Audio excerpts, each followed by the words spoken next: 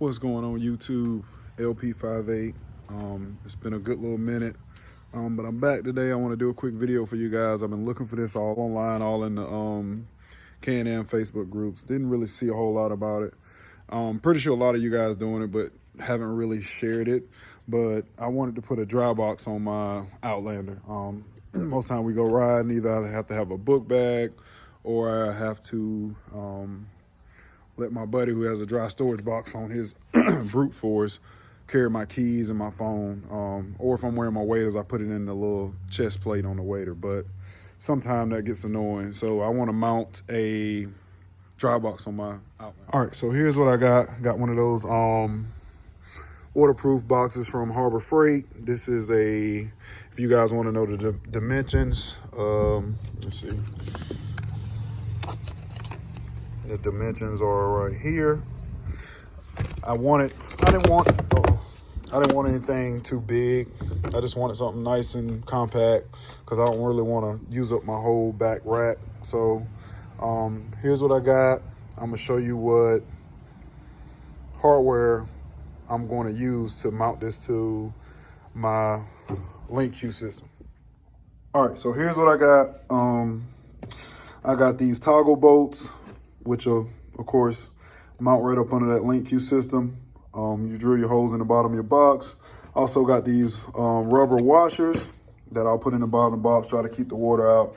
And I got a regular set of washers. All these materials come from Harbor Freight. This whole setup right here cost me 27 bucks. So go ahead and take my foam inserts out. All right, guys, after looking at this for a second, I just realized in the front, these front two, I can drill right through these two holes, drill right through the center. So I gotta go look at my toggle bolts and see which one, if I drill this hole out, which one would be a good snug fit, because I want to try to keep it as watertight as possible.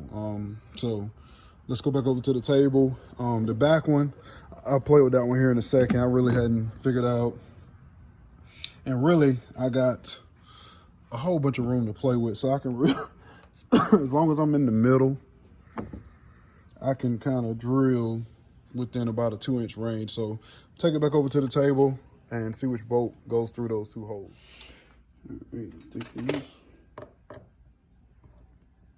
Yep, that's already good tight fit. So I know which ones I'm gonna use. Use the biggest ones in the kit because they literally almost thread into there. These are 1/4 by 3 inches with, of course, their,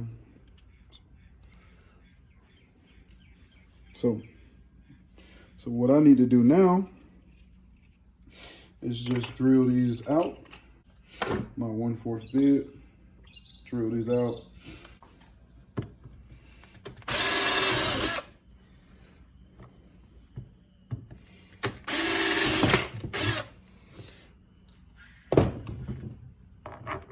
Perfect.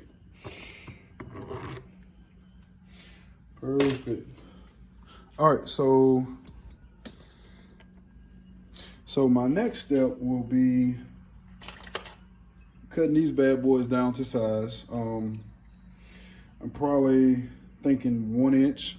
So I'm gonna go kind of mark them out. Let's go back over to the machine.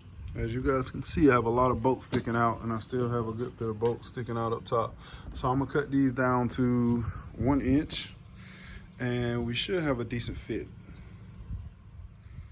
Also, guys, I'm gonna go ahead and drill this last hole out. I'm using 3 bolts. That pre-center hole right here is perfectly in line with that back LINQ system. So take it back over to the table, go ahead and drill that one out. And get these bolts cut down to 1 inch, and we should be ready to install. All right, guys, let me show you what I got going on here. So I am getting my smallest washer from my Harbor Freight seal kit. The smallest diameter, I think it's 4 millimeters. And I'm hollowing it out with a 7/32 drill bit. So it makes a real tight fit with that washer on that nut. So that's tight on there. So when I put it on in the bottom of my box, it's gonna give me a good tight fit. So what I'm doing, I'm just taking my drill bit, just hollowing it out. Watch your fingers, because I've already nipped mine. Grab my bolt, which I've cut my bolts. Let me see, I cut my bolts down to 1.5 inches. Grab a 3/8 washer, put it on, run that rubber gasket washer, whatever you want to call it, up on here, if I can get it started.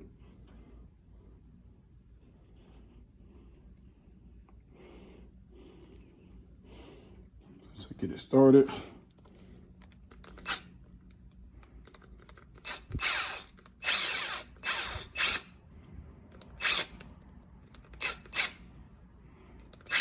Boom. That's my second one. Move that washer over.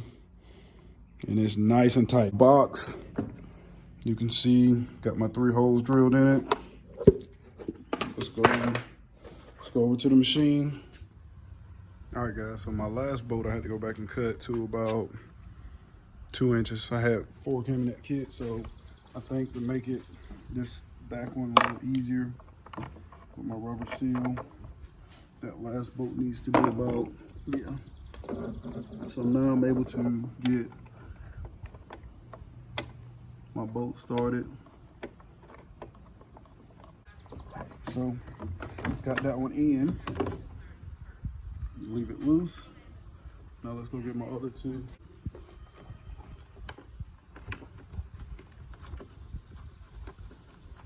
Of course, these 2 are a lot easier.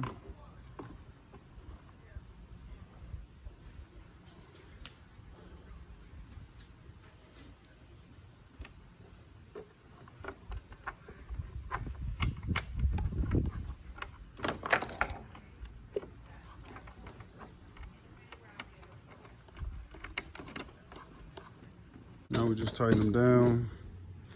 And that's pretty much it.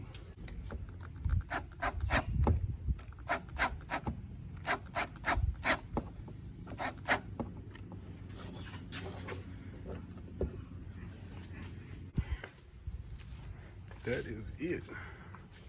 It is on there. It ain't going nowhere.